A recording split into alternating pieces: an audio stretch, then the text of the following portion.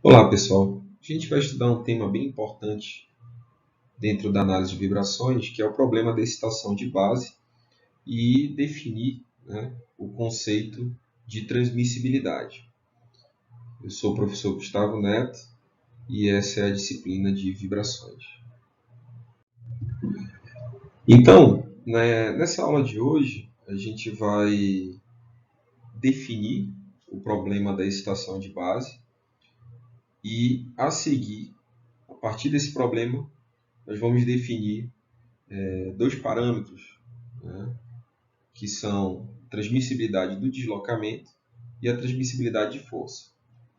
Em seguida, a gente vai analisar dois exemplos, tá, em forma de exercício, com o intuito de a gente fixar a teoria e, ao final, mostro a referência base para essa aula.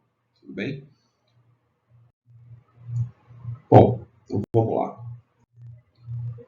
Então, muitas das vezes, as máquinas ou parte delas são harmonicamente excitadas através de fixações elásticas que podem ser modeladas por molas e amortecedores. Então, por exemplo, a gente pode citar aí o sistema de suspensão de automóveis, que você pode observar que quando ele está se deslocando, né, numa pista, numa estrada, ele é excitado de maneira harmônica por essa superfície, né, do piso, né, da rua, da avenida, da estrada. E essa excitação harmônica ela é transmitida através do conjunto mola-amortecedor, que aqui no nosso curso a gente vai modelar esse sistema por uma mola linear em paralelo com um amortecedor viscoso, tendo em vista que nesse curso a gente está olhando para as vibrações lineares, tá? Com parâmetros constantes. Tudo bem? Além disso, a gente pode citar ainda os coxins, né, que separam, né, o motor do automóvel, né, da sua estrutura, principalmente quando você dá a partida, né, para ligar o carro. Então você tem um pico de vibrações, então esses coxins eles dão uma protegida, vamos dizer assim, do motor com a sua estrutura. Ou a gente pode citar também a questão do motor de um avião, né, em relação à asa, né, ou a parte posterior para alguns tipos de avião, né. Então, esses sistemas, né, esses exemplos que a gente está citando aqui, eles podem ser modelados considerando que o sistema está sendo excitado com o movimento da sua base, né? Ou seja, na aula anterior a gente estudou as vibrações forçadas, onde tinha uma força externa, né, excitando o sistema, né? Nesse caso aqui, a gente vai formatar o problema para ele encaixar com o problema da aula anterior de vibrações forçadas, mas a força de excitação é modelada como a própria base, onde a estrutura está apoiada. E esse tipo de problema a gente dá o nome de problema de excitação de base. Tudo bem? Então, para que a gente encaixe, né, a formulação para o caso das vibrações forçadas que a gente viu na aula anterior, né, a gente vai olhar essa figura 1, tá certo? Na figura 1, A basicamente é o problema que a gente vinha estudando até então. A gente tem um sistema massa-mola que está apoiado sobre uma base rígida. E lá a gente tinha um elemento forçante, né, uma força de excitação, né, vamos dizer assim, mexendo com essa massa M e persistindo, né, nessa excitação. Tudo bem? E lá a gente desenvolveu todo o equacionamento para esse caso, onde a gente viu que a solução geral, né, da equação diferencial que rege esse fenômeno, ou seja, encontrar uma expressão, né, para esse sinal x de t, né, que mede o deslocamento dessa massa ao longo do tempo, ele era dado por duas porções. Uma que era referente à parte transiente, ou na literatura de equações diferenciais, a solução da homogênea associada, somada a uma outra parcela que a gente viu que a parcela transiente ela tende a zero, né? tendo em vista que esses valores de M, K e C são todos positivos. Então, a transiente vai para zero. E essa outra parcela, né, que a gente falou de estado estacionário, né, é o que se chama dentro da literatura de equações diferenciais de resposta particular ou solução particular, que ela só depende da força de excitação. Esse era o problema que a gente vinha discutindo, né, que a gente discutiu até a aula passada. Então, hoje a gente vai modificar um pouquinho, né, mas ainda assim a gente vai formatar como um problema, o equacionamento, né, formatar como um problema de vibração forçada. Essa modificação é o seguinte, a base agora ela não vai ser mais rígida, ela está vibrando e eu tenho uma coordenada que eu vou denotar por y, que vai medir o quanto e como, né, essa vibração está se dando. Tá? A massa M continua da mesma maneira, né, a modelagem dela, a mola em paralelo com o amortecedor viscoso. Esse tipo de problema, tá, ele é muito encontrado quando você tem, por exemplo, numa planta fabril, várias máquinas, por exemplo, de usinagem, um torno, né, uma retífica, e, por exemplo, se uma delas tiver com uma vibração excessiva e a fundação não estiver bem projetada, essa máquina de vibração excessiva ela tende a transmitir essa vibração para uma outra máquina por essa fundação mal projetada. Então, isso serve como exemplo para justificar a importância desse tipo de problema. Um outro problema que a gente pode citar é do sensor, né, do transdutor que a gente usa muito, né, na análise de vibrações, que é o acelerômetro. O acelerômetro, basicamente, é um sisteminha, né, massa-mola amortecedor como esse, onde a base a máquina ou a parte dela que você está querendo medir a vibração. Então, se você não tiver cuidado, né, de escolher bem ou de projetar bem esse sensor, essa medida, né, que é a medida X, pode afetar a medida Y e vice-versa. Então, esse estudo, esse problema da excitação de base, ele é importante para o projeto de vibrações. Tá? Então, aqui a gente vai usar de maneira similar a segunda lei de Newton, como a gente fez na aula passada. Tá? E vale lembrar que lá a gente fez uma continha da parte, né, estática, né, as equações de equilíbrio estático, justamente para mostrar que a deflexão estática da mola ela vai equilibrar com a força gravitacional. Então, da mesma maneira que a gente fez lá, vai acontecer aqui e a gente vai abstrair nesse momento, já supondo que isso é de conhecimento geral. Tá? Então, já fazendo esse efeito, né, do cancelamento da força gravitacional e a força gerada pela deflexão estática da mola, aplicando a segunda lei de Newton nesse sistema aqui da figura 1b, a gente tem o seguinte. A gente tem aqui, segunda lei, né, a somatório de forças, né, incidindo sobre o corpo é igual a massa vezes a aceleração. No caso aqui do corpo, né, então a aceleração x, 2 pontos. E as forças envolvidas aqui, a gravitacional já cancelou com a deflexão estática da mola. Então a gente tem aqui as reações, né, tanto da mola, né, quanto do amortecedor modelado aqui como linear. Então a gente viu nas aulas anteriores também que a força na mola ela é proporcional o deslocamento, né, relativo entre as extremidades da mola, aqui agora não está mais fixo, então por isso esse termo aqui x menos y. Então, se a mola esticar x, a força de fato, né, reativa dessa mola vai ser k vezes o x menos o que a base se movimentou, tá certo? De maneira análoga, a gente estende o raciocínio para o amortecedor, só que o amortecedor linear é proporcional à velocidade relativa de suas extremidades. Então, por isso que x ponto e y ponto. Tá? Então, para esse problema, a gente vai supor que a base se move harmonicamente, ou seja, ela é escrita, né, como uma senoide pura. A gente sabe que para outros tipos de sinais a gente periódicos, né, a gente pode decompor em séries de Fourier, e a série de Fourier é basicamente o somatório, né, de funções trigonométricas do tipo seno e cosseno.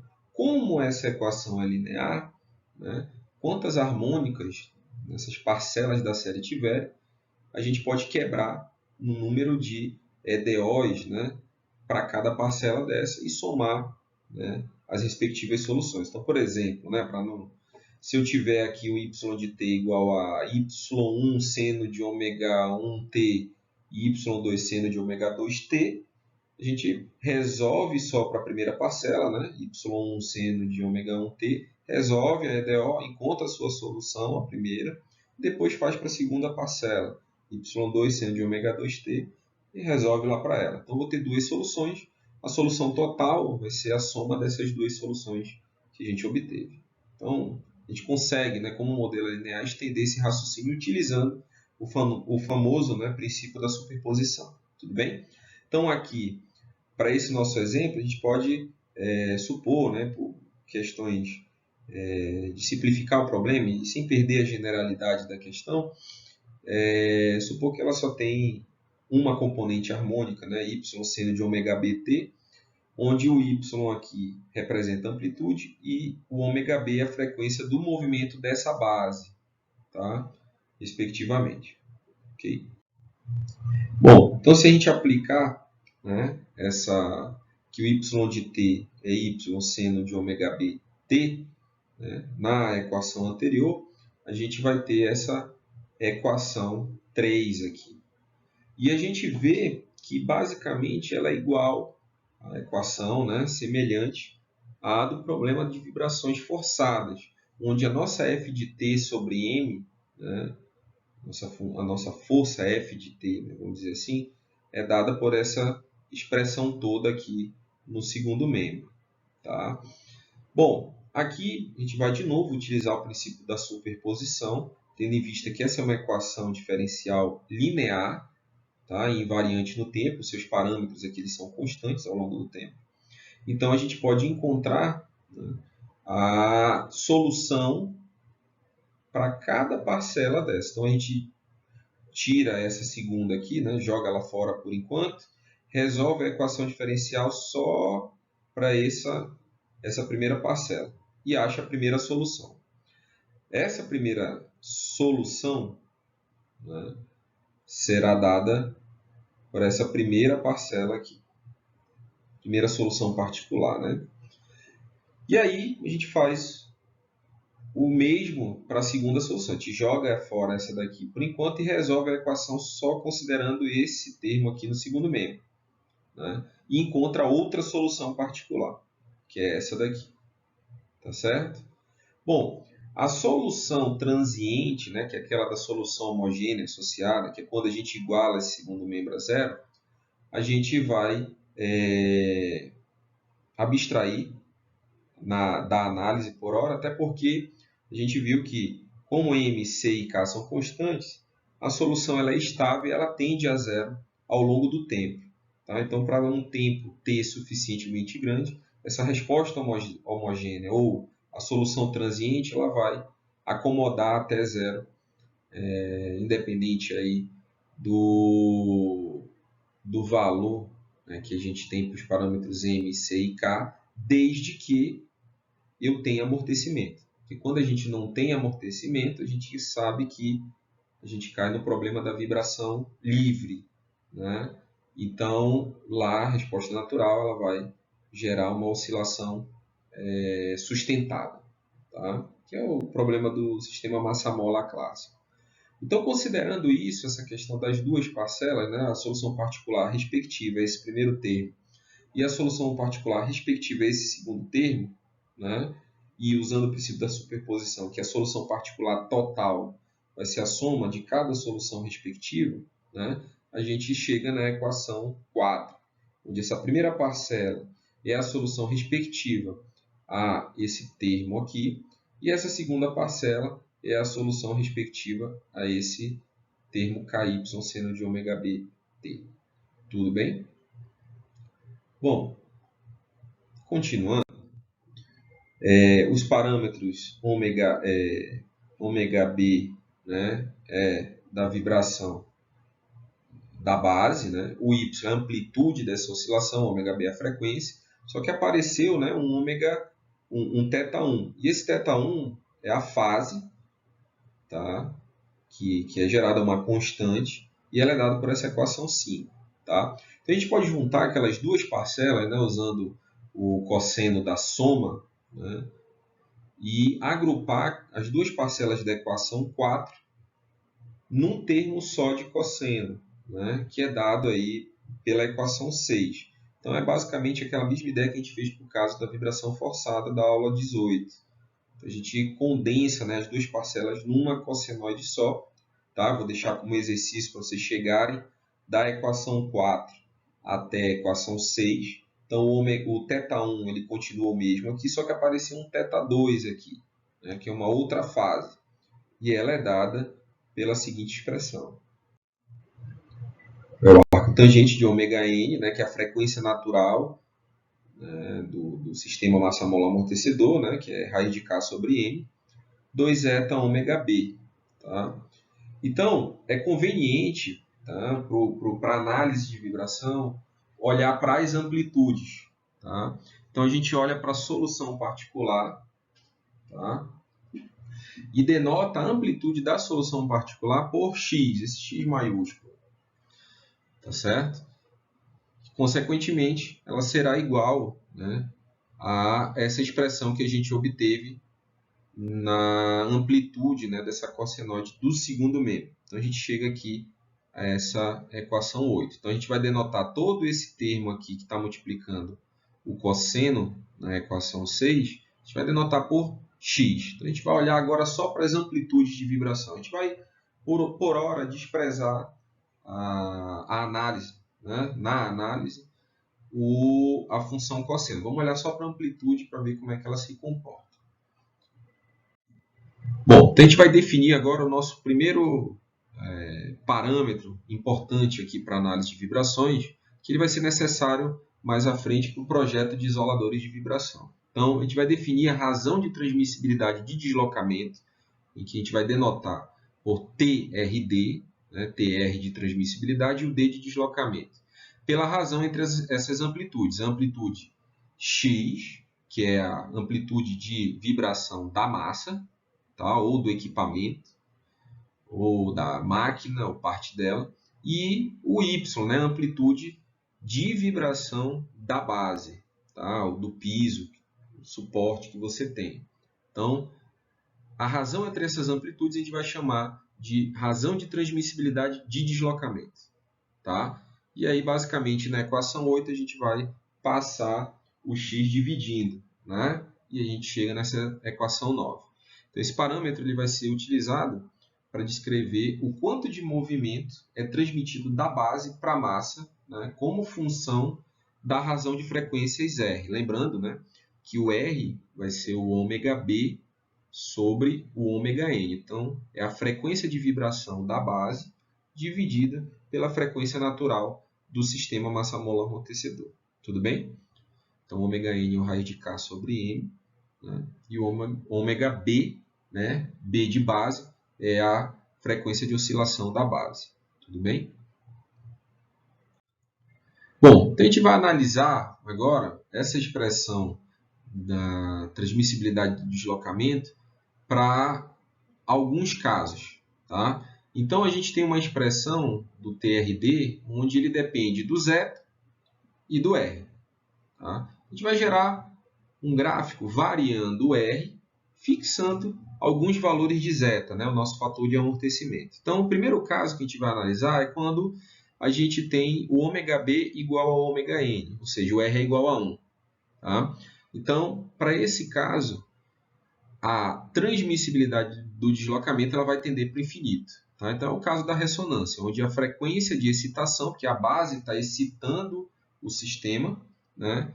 A gente vai ter o fenômeno da ressonância. Nesse caso, ressonância prática, porque tem a presença de amortecimento. Se o amortecimento for zero, né, for nulo, a gente tem o caso da ressonância pura, que a gente discutiu na aula 17. Então, a gente pode observar aqui na figura 3 que para o valor de R igual a 1, então nesse gráfico eu tenho aqui no eixo das abscissas a razão de frequências, a gente está variando a razão de frequências aqui, e no eixo das ordenadas a gente tem a transmissibilidade do deslocamento, tá? Ou seja, x sobre y. Bom, então, na ressonância, a excitação da base faz com que o corpo ele tenha amplitude máxima em seu movimento. Então, você observa aqui que nessa região de R igual a 1, a gente tem a amplitude máxima. Tá? Observe também que para um determinado valor de R, o valor da relação de amortecimento zeta determina justamente o nível de amplificação. Tá certo? Então, se você observar na figura 3, aqui na região, passando essa reta vertical aqui para R igual a 1, quanto mais você incrementa o amortecimento, né, a transmissibilidade tende a ser menor nessa ressonância. Tá? Eu estou enfatizando esse conceito, né, essa análise, né, de conforme você vai alterando o fator de amortecimento, como que a transmissibilidade se dá, porque isso vai ser importante mais à frente, né, no projeto de isoladores.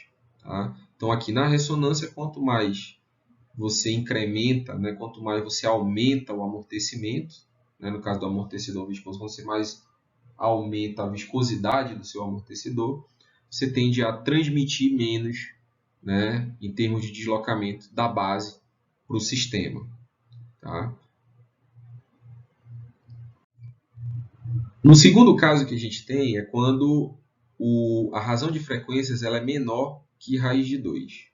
Tá? Então, a gente olhar aqui o raiz de 2, tá certo? A gente está olhando aqui para esse intervalo, ou seja, a esquerda de raiz de 2. Você pode perguntar, né, por que raiz de 2? Esse raiz de 2, a gente calculou ele na aula passada. A gente viu, né, esse raiz de 2 aparecendo, né, quando a gente olhou para o caso da vibração forçada e quando a gente procurava, né, o pico, né, a frequência de pico na ressonância prática. E lá a gente chegou numa expressão entre a frequência de excitação, a frequência natural e multiplicado, né, por a raiz de 1 menos 2 zeta ao quadrado. Se você passar esse ômega n dividindo, aí vai aparecer uma raizinha, né, de 1 menos 2 zeta ao quadrado. Igualando a zero, você vai chegar aí que o zeta tem a ver, né, com esse raiz de 2. Vai dar igual raiz de 2. Né? Que seja um ponto de interesse aí. Então, eu recomendo, né, vocês olharem de novo a aula 18 e lá vocês vão ver por que esse raiz de 2 apareceu. Tá? Então, a gente vai olhar aqui que é justamente onde essa curva da transmissibilidade ela muda o comportamento. Tá? Isso você consegue olhando para a expressão da transmissibilidade e procurando um ponto de inflexão dela. Né? E aí você verifica, né, que nessa região aqui você vai ter aqui mudança de comportamento. Tá? Então vamos olhar aqui primeiro para essa região onde o R é menor do que raiz de 2. Tá? Então o TR dele tende a ser maior que 1. Tá?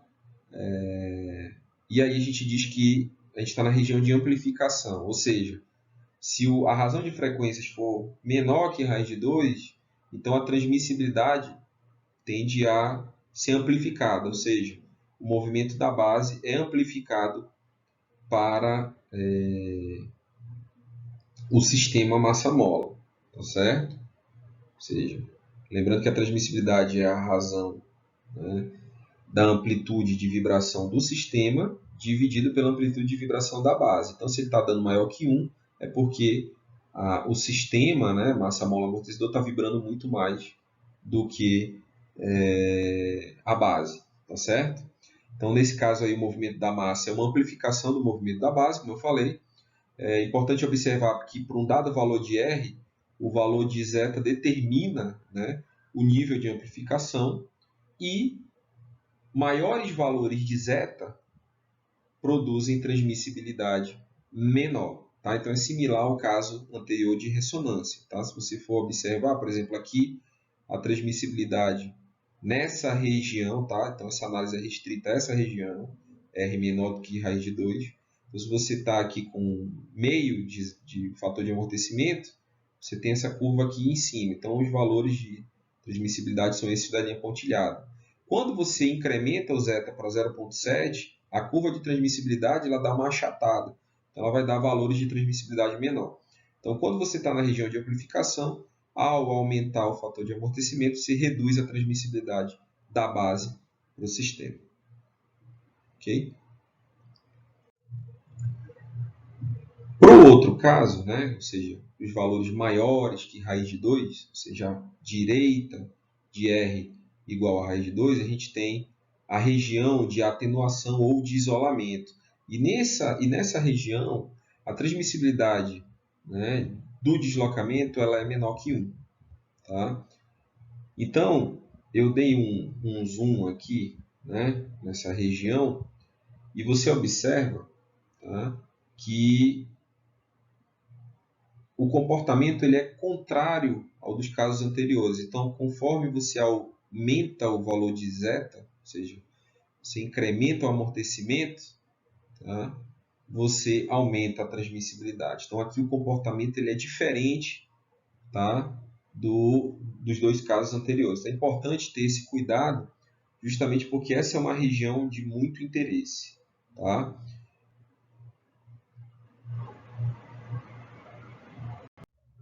Então, para um valor fixo de zeta, por exemplo, 0,2, né, o importante aspecto para a excitação de base é que, por exemplo, a massa vibra com amplitudes maiores do que a base, para R menor do que raiz de 2, vibra com amplitudes menores que as da base proporcionam para R maior que raiz de 2, e próximo da ressonância prática, a maior parte do movimento da base é amplificada para o do corpo, fazendo com que ele tenha grandes amplitudes de vibrações. Ou seja, na ressonância é onde você tem a maior transmissibilidade, né? A maior amplitude de vibrações. Okay? Perceba, né, que o gráfico da transmissibilidade se assemelha àquele da aula 18 de vibrações forçadas que a gente desenhou, né, que é, sendo mais específico, a figura 2, fator de amplificação. Só que lá a gente não colocou no eixo das abscissas o valor de R, a gente colocou a frequência de excitação, mas o formato é o mesmo, tendo em vista que a gente vai só dividir por ômega-n, ômega-n vai ser um fator constante para cada sistema. Tá?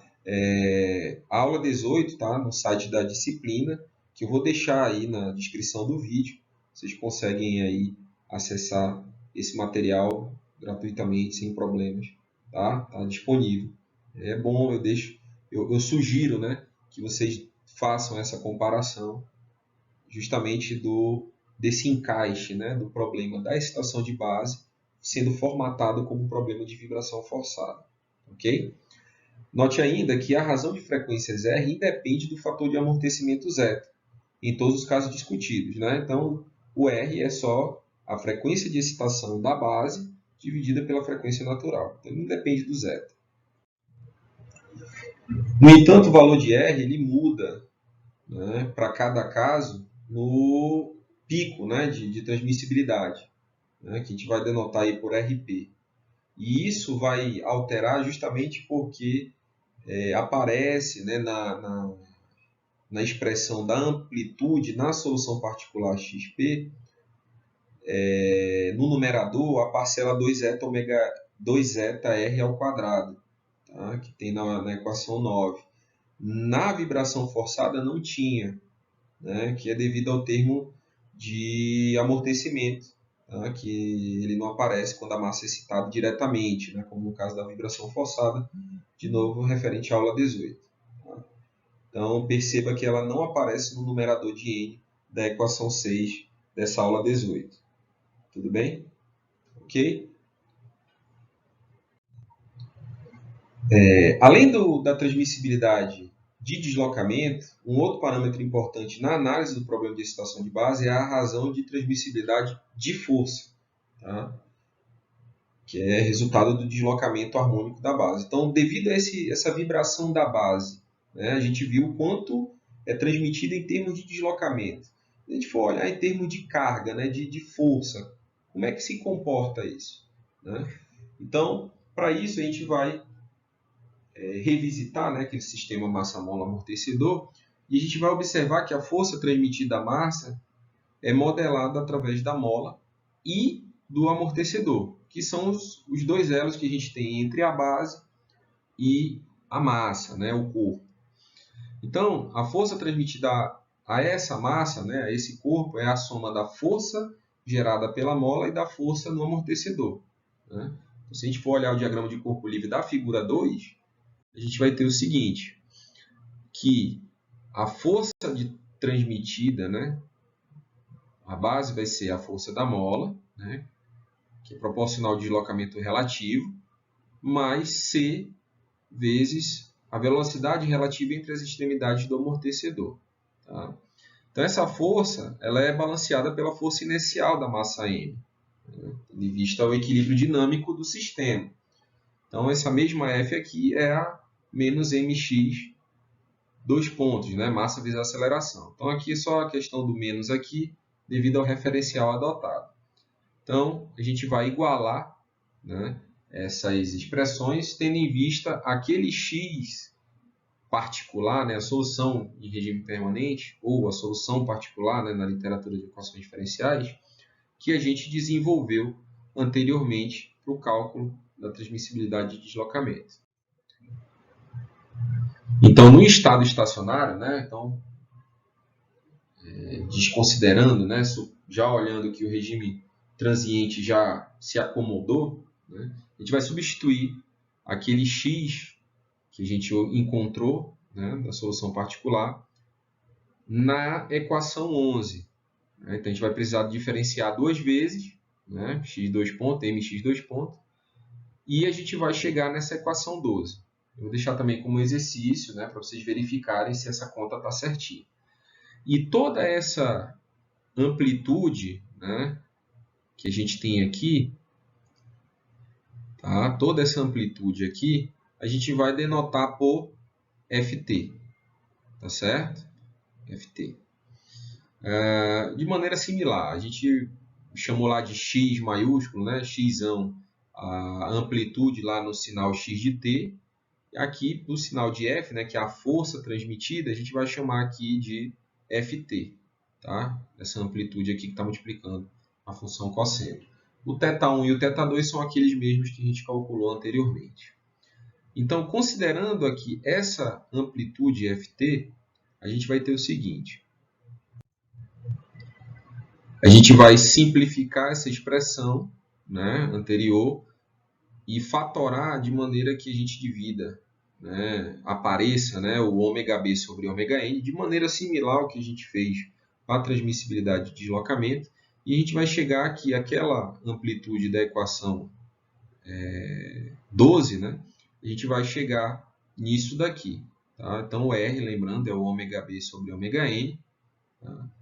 E depois de algumas manipulações, a gente chega nessa expressão para a amplitude, explicitando, né, o R, que é a razão de frequência. Então, essa equação 14 vai definir o que a gente chama de razão de transmissibilidade de força, TRF. Tá? De maneira similar, a gente vai pegar esse KY aqui, que é uma força, né, proporcional aqui à amplitude Y, né, evocando aí a lei de Hooke. Tá? A gente passa dividindo. Então, a gente vai definir esse Ft, né, que é a amplitude de força transmitida pela amplitude, né, de força gerada pelo deslocamento da base, vai ser dada por essa expressão dada pela equação 15. A gente vai chamar de TRF, transmissibilidade de força. Certo?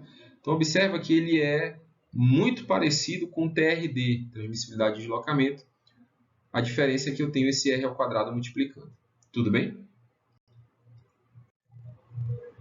Então, A transmissibilidade de força ela expressa uma medida adimensional de como o deslocamento na base, que é de amplitude y, né, esse y maiúsculo, transmite em termos de força a vibração à massa. Então perceba que as equações 6 e 12 elas mostram que a força transmitida ao corpo está em fase com o deslocamento do corpo, né? Ou seja, se você for olhar a fase, né, menos θ1 menos θ2 é idêntica tanto para a expressão de xp, né, de T que aparece na equação 6, quanto para F, né, para a força transmitida da equação 12. Tá? Isso é importante de se ressaltar. Da mesma maneira como a gente fez para o TRD, a gente consegue, né, gerar a curva de transmissibilidade variando o valor de R. Tá? Para cada valor de zeta, a gente vai ter uma determinada curva. Então, aqui eu coloquei alguns valores, né, 4 valores, né, 1/10, 2/10, 1/100 e 1, né, para o fator de amortecimento. E a análise é similar ao que a gente fez, tá, na transmissibilidade por deslocamento. Tá? Então, perceba, né, que, ao contrário da TRD, apesar da curva ser similar, parecida, né, a força transmitida ela não decresce necessariamente para R maior que raiz de 2. A gente consegue perceber, tá, aqui pela figura 5. Tá? De fato, à medida que o amortecimento aumenta, a força transmitida ela vai aumentar, né, drasticamente aqui para R maior que raiz de 2, que é justamente aquela região, né, que a gente viu de atenuação do deslocamento. Então é importante ressaltar esse comportamento aqui, que vai ser o comportamento desejado quando vocês forem projetar os isoladores. Tá? Então geralmente vocês vão buscar deixar o sistema nessa região aqui, R maior que raiz de 2. Então, nessa figura 6, eu coloco aqui o gráfico, né, da TRD e da TRF, tá, para um valor de zeta igual a 5 centésimos, só a título de comparação entre o comportamento justamente nessa região, né, que a gente tem do R maior que raiz de 2, né, 1,4 aproximadamente. Tá? Então, a linha pontilhada aí do TRF, tá certo? E a linha cheia, né, para o TRD. Então, elas diferem um pouquinho em seu comportamento. Tudo bem que aqui está no formato semilog, né, o eixo das ordenadas está na escala logarítmica, mas os comportamentos eles não diferem tanto. É só para a gente conseguir colocar os dois gráficos sobre a mesma escala. Tá?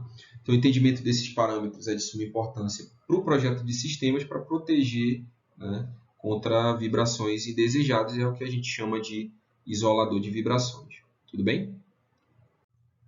Então, a gente tem o primeiro exemplo, tá, com a finalidade de a gente fixar essa teoria, né, e não ficar só em equações, né, só com letras, né, fica uma sopa de letrinha e aí a gente se perde aí com tanta letra, com tanta análise. Então vamos ver um exemplo numérico para fixar essa teoria e os conceitos e a definição desses parâmetros. A gente vai considerar o caso básico, tá, de excitação de base, massa, mola, amortecedor, considerando esses dados aqui do problema. Então a massa é igual a 100 kg,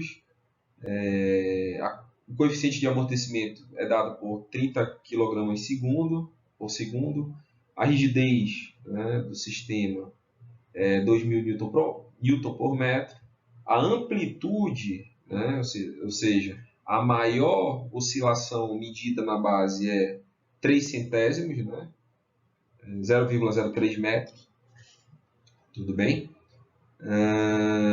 E a frequência de excitação da base é medida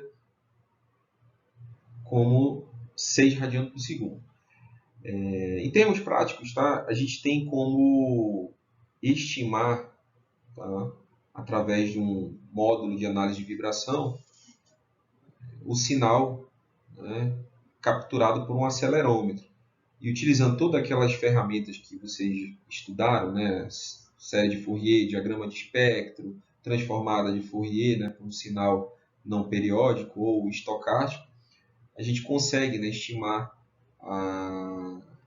os harmônicos fundamentais, e aí o principal deles foi, para esse caso, esse aqui, né, 0,03 metros, vibrando numa frequência de 6 radianos por segundo. Então, a partir dessas informações, ele pede para você calcular o TRD e o TRF. Tá? Então, aqui eu resumi os dados do problema. Então, em primeiro lugar, a gente vai calcular os parâmetros fundamentais, que é basicamente a frequência natural do sistema e o fator de amortecimento. Frequência natural tendo a rigidez e a massa do problema, dado por rede de K sobre M, vai dar aproximadamente 4,47 radianos por segundo. Então, daqui a gente já consegue calcular o valor de zeta, que dá 0,034, e consegue calcular também o valor da razão de frequências, tendo em vista que a gente tem a frequência de vibração da base e a frequência natural. Dá aqui em torno de 1,342. Ok? Bom, então a gente já tem basicamente tudo que a gente precisa para calcular os valores das transmissibilidades. Então aqui é só a aplicação de valores nas fórmulas. Então, com esses valores calculados, né, a gente calcula as transmissibilidades de deslocamento e de força. Então, a transmissibilidade de deslocamento é dada por x sobre y. Né? Então, aqui aquela fórmula que a gente desenvolveu. Então, a gente vai aplicar o valor de zeta que a gente calculou e o valor da razão de frequências. E a gente chega aqui no valor de 1,247. E para a transmissibilidade de força, né, é basicamente R ao quadrado vezes TRD. A gente chega aqui no valor de 2,245. Então, sem grandes dificuldades aqui, é só a aplicação de fórmula. Agora vamos analisar esses nossos resultados, né? Tendo em vista tudo que a gente discutiu até agora. Então, o valor da razão de frequências R calculado encontra-se em qual dos casos discutidos anteriormente? Pega o caso do TRD, né, que a gente calculou. Qual dos três casos? Ressonância, atenuação, amplificação? Vou deixar como exercício, eu vou responder daqui a pouco, eu peço que você pause o vídeo, né, volte aí, pegue o material da aula que está na descrição aí do vídeo, né, e dá uma olhada, sem olhar a resposta. Qual desses casos ele vai se encaixar para ressonância, R igual a 1, para amplificação, R menor do que raiz de 2, ou para o isolamento, que é R maior que raiz de 2? Qual seria? Vou dar um tempinho aí para vocês analisarem. Pausa o vídeo e aí você responde.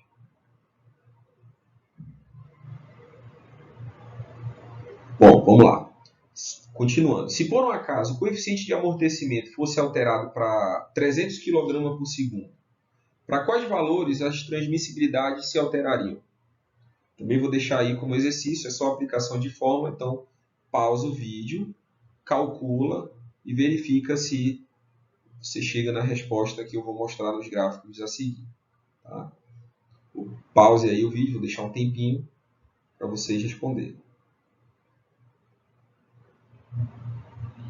E continuando, essas respostas obtidas fazem algum sentido, né, com os casos das figuras 3 e 5, ou seja, essa análise que eu estou pedindo para vocês, em qual caso que ele se encontra, né? Atenuação, ressonância, isolamento.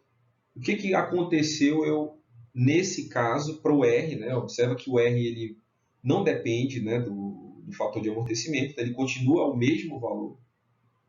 A gente só variou o zeta, porque a gente alterou o valor do coeficiente de amortecimento de 30 para 300. Então, o fator de amortecimento também vai ser alterado um fator de 10.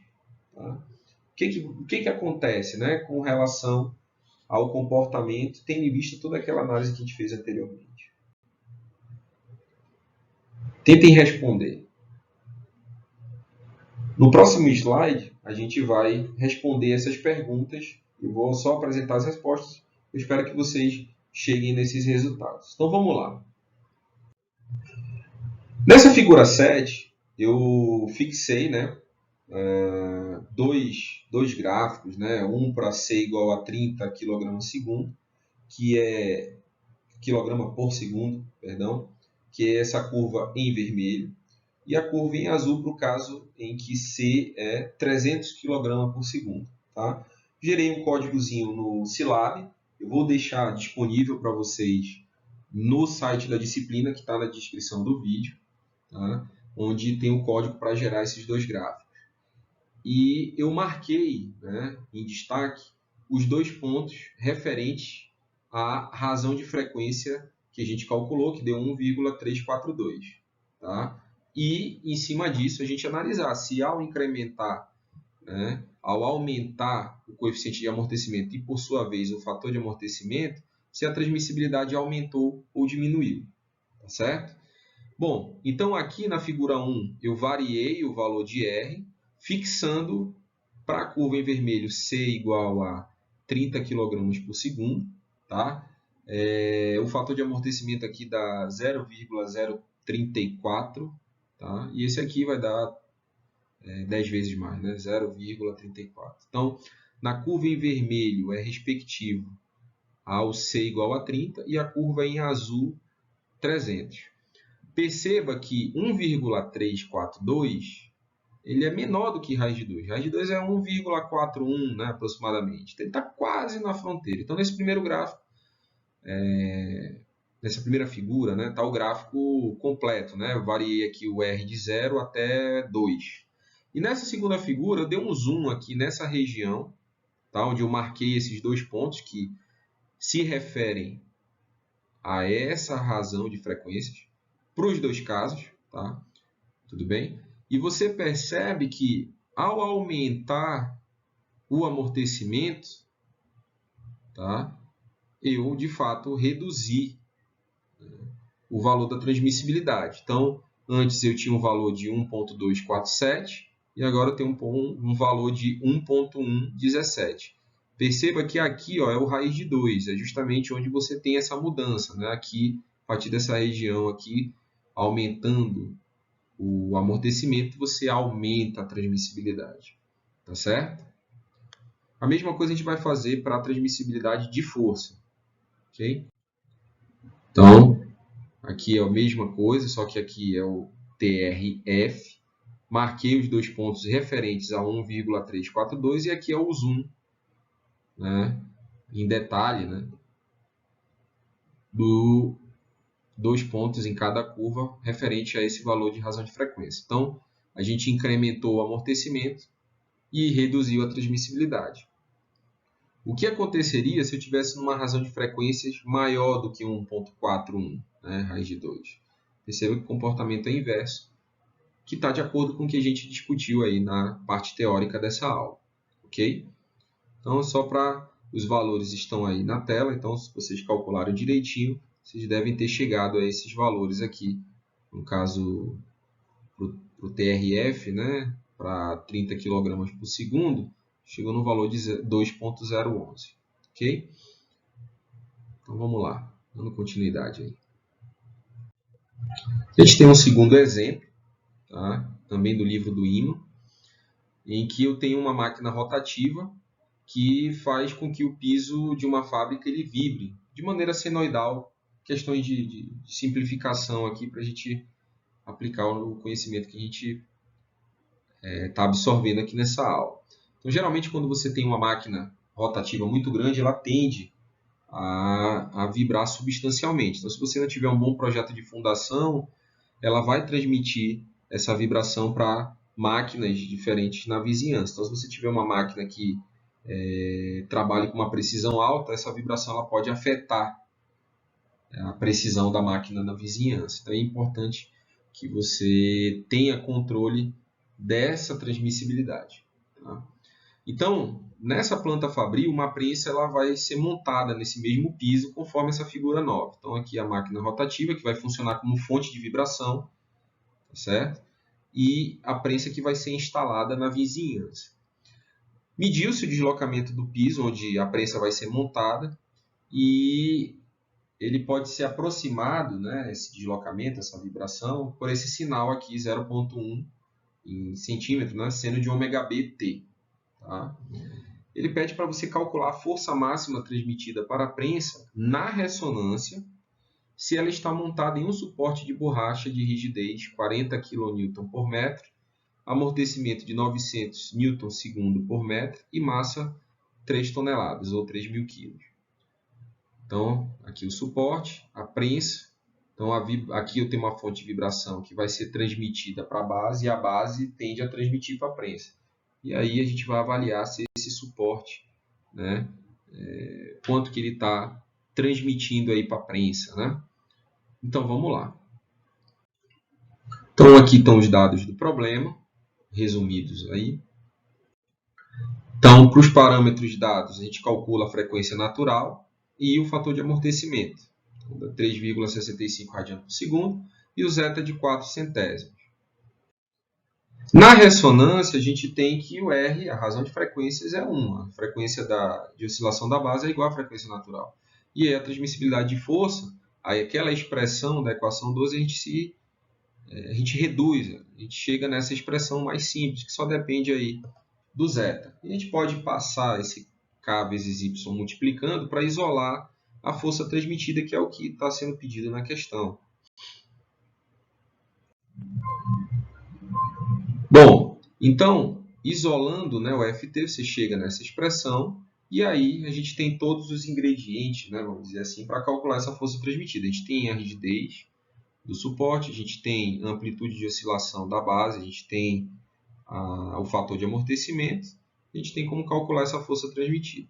Então, aplicando esses valores, a gente consegue calcular o quanto a base, né, mesmo com aquele suporte, está transmitindo para a prensa.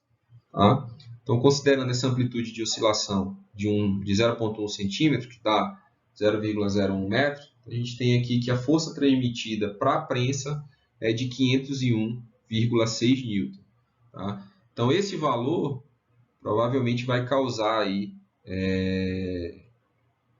um efeito substancial à prensa. Tá? Existem normas da ABNT, né, onde a gente consegue, no envelope, né, numa nomografia, por exemplo, saber se ela está numa região aceitável. A gente vai falar de nomografia na próxima aula, tá certo?